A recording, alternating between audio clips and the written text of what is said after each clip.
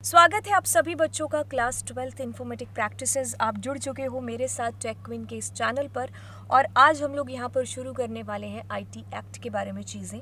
तो चलिए स्टार्ट करेंगे, बट स्टार्ट करने से पहले सब्सक्राइब द चैनल। तो चलिए क्लास को बिल्कुल शुरू करते हैं और यहाँ पर बात करते हैं साइबर क्राइम के बाद के हिस्से की। तो यानी कि क्राइम होता है तो उसके बाद में बिल्कुल हमारे पास में पूरा राइट होता है कि हम उस क्राइम के खिलाफ आवाज़ उठा सकें। अब ये क्राइम हुआ है हमारी वर्चुअल दुनिया यानी कि हमारी साइबर वर्ल्ड के अंदर, साइबर दुनिया के अंदर, जिसको हम साइबर क्राइम कह देते हैं।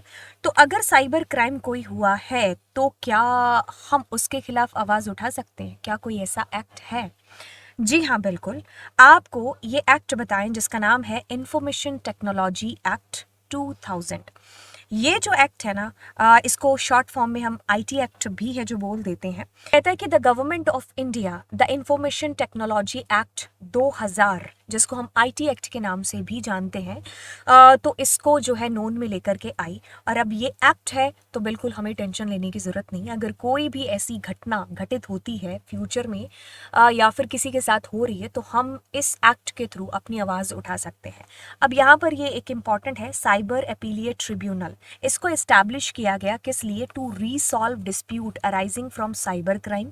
साइबर क्राइम कौन कौन से हो सकते हैं? Such as tampering with computer source document, hacking the computer system, using password of another person, publishing sensitive personal data of others without their consent. तो ये सारे के सारे जो साइबर क्राइम, जिसको हम लास्ट क्लास में पढ़ भी चुके हैं अलग अलग नाम के साथ में, आइडेंटिटी थेफ्ट हो गया, साइबर स्टॉकिंग हो गया, बुली हो गया, जो भी हमने लास्ट क्लास के अंदर पढ़े हैं, वो सारे के सारे जो साइबर क्राइम से जो भी डिस्प्यूट होंगे तो उनको रिसॉल्व करने के लिए इसको इस्टेब्लिश किया गया। तो इसका नाम थोड़ा सा याद रख लेना, स्पेलिंग वगैरह भी लिख करके देख लेना।